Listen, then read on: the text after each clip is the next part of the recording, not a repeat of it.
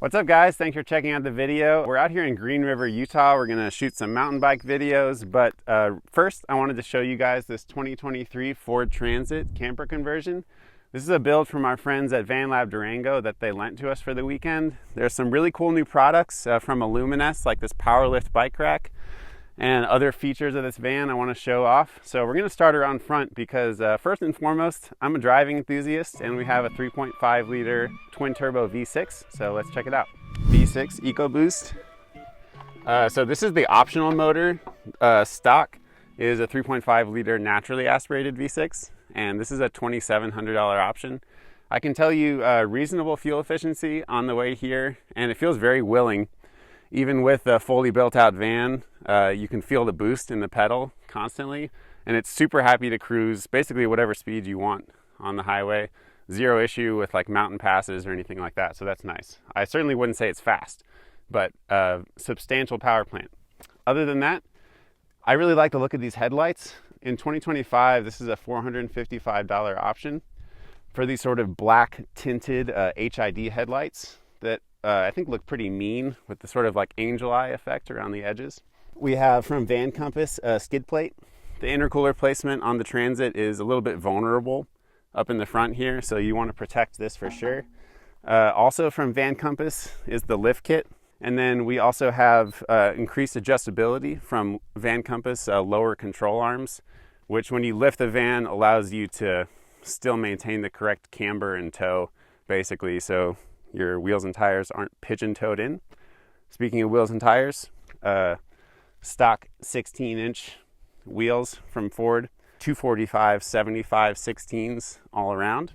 I wanted to show off this whole system back here from Aluminess because it's a relatively new product for them and I think it's pretty cool. So beginning, you have the rear door rack base unit, which you need just to mount the Powerlift bike rack here. And then the Powerlift bike rack itself has a tray which is rated for 100 pounds in order to support the box from Aluminess. So the Powerlift bike rack, the design constraints really are maintaining the access to your rear taillights, and then you also have to be able to open the door. So that's what the engineering constraints that sort of place it right in the middle. And Aluminess's solution for opening the door is this that grabs the handle for you. But the Powerlift bike rack operates off of either a DeWalt or Milwaukee battery. So you slide that in here, and then there's a kind of kill switch of sorts back here, which I guess is like a sort of an added security measure too, if people don't know about that. And then you pull this release, and electronically the rack goes down. So there's one Powerlift bike rack, but sort of two rigging options. So you can rig the rack for 155 pounds capacity, or you can rig it for 100 pounds and then it runs a little faster. So once you have your bikes down, the one-up racks are super easy to use. Got it. Like I said, we're in Green River. We have some like absolutely amazing features like just behind the camera on the other side. So you have this one-up / Aluminess storage solution on the back, and this obviously lets you store two bikes, but on the inside we have something new from Vanlab Durango themselves that they make in-house, and it's a fork mount for a bike. And we've got two, and then on the inside of each door, also from Vanlab, part of the same system, you have, once you take your front tire off, this storage right here, which really just functions off of friction. Just give it a little tap and the rubber holds it in place. I think that's super cool. This van uses a lot of soft-sided storage from Van Essential, which I really like. You have their system up here as well. And then also visible from the back, you have your water fill and out, your temp control. So we have a water heater in this van. I think it's about a 20-gallon tank that we filled up for our trip. A funnel will be good. So before we head inside, there's just a couple more things to show you. First off, you can see the flares that we have right here.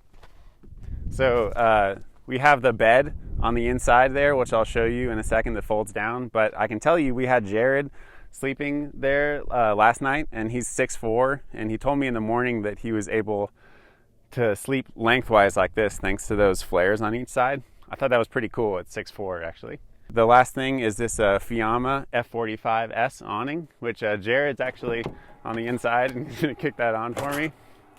So obviously electronic push button extension.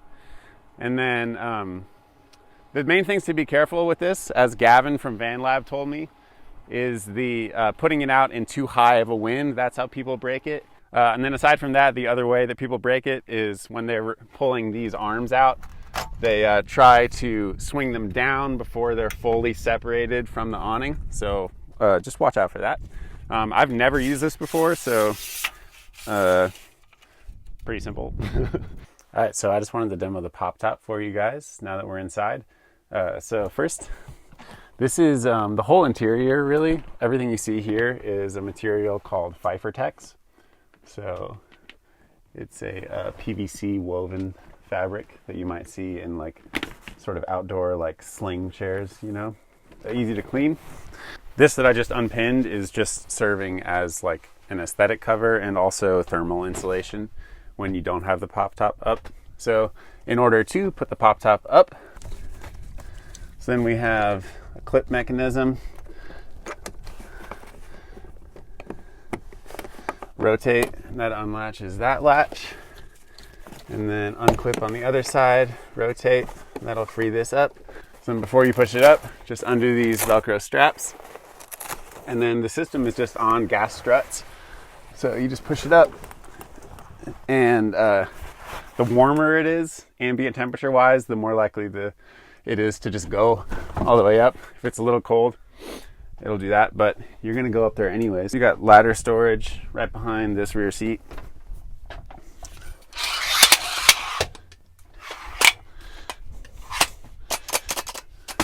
Just make sure that's fully locked out. You're in there, and you're up. And then once you're up top, you've got a full mattress here. You've got a little increased ventilation. If you want, you can see the gorgeous vistas we have. All right, and now we'll show you guys the kitchen. So we've got rear seating from Friedman Seating Company.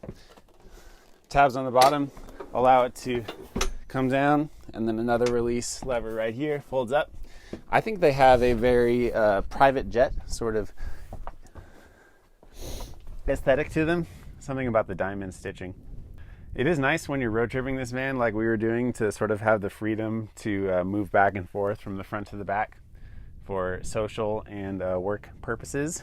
It might be a little bit difficult to see, but we've got tow lighting here on the bottom, which I think is a really nice touch. Like I said before, all these are on a dimmer, and they also make these plates in-house, so it's nicely labeled. Shelf lights and the galley light up top here. You also have the button here for your water pump. All you have to do is just kick it on before you want to use anything like your faucet or hosing your bikes down out back. But aside from that, we have the fridge. It's from Isotherm.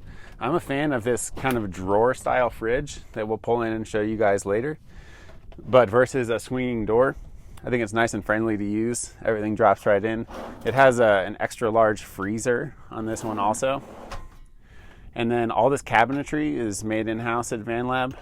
This is a material that's called Plyboo. So you can see stuff like this, which is essentially like an air intake for the fridge, is all cut in-house on a CNC. And then for the cabinetry, a lot of van builders source from marine grade products. So no exception here. These are marine style latches, so you can keep everything in place. Now, in the same building as the Vanlab shop, Gavin and Andy also have a business that's called Counterculture. So they do custom countertops, and they put those in their vans as well. So this is a poured concrete countertop, and they inlay this sort of colored, like a tumbled glass. Super cool. And Jared actually told me also that it glows in the dark, which I forgot, but we'll show you guys that tonight.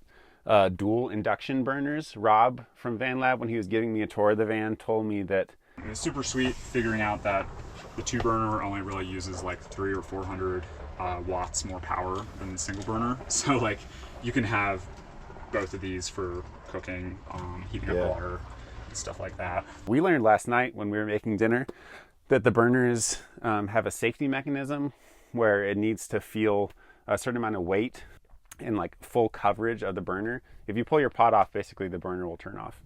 So we have the Victron system readout here, so you can see what you're getting from solar yield in real time is 200 watts. So that's charging the battery right now, which is pretty cool. We're at 69%. And then aside from that, on this display, you also have sort of like a float in this water reservoir that's giving you real-time 85% in our fresh water tank, which is 17 out of the total 20-gallon capacity. And then you also have a wastewater tank, gray water from your drain. Wastewater tank says 0%, but we've been running the sink, so I'm gonna see, that's the fresh water I just drained. Gray.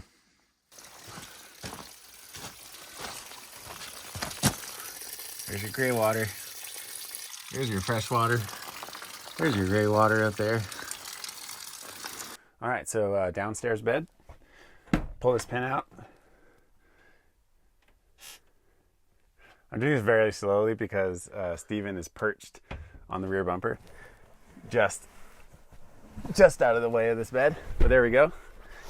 Mattress comes down, and this is the bed that I was mentioning before because of these flares on the sides of the van. Jared, who is 6'4", was able to sleep here last night. He's on me side to side. I'm fun, and yeah, we got it. So that's pretty nice. So I'll put this thing back up for you guys too.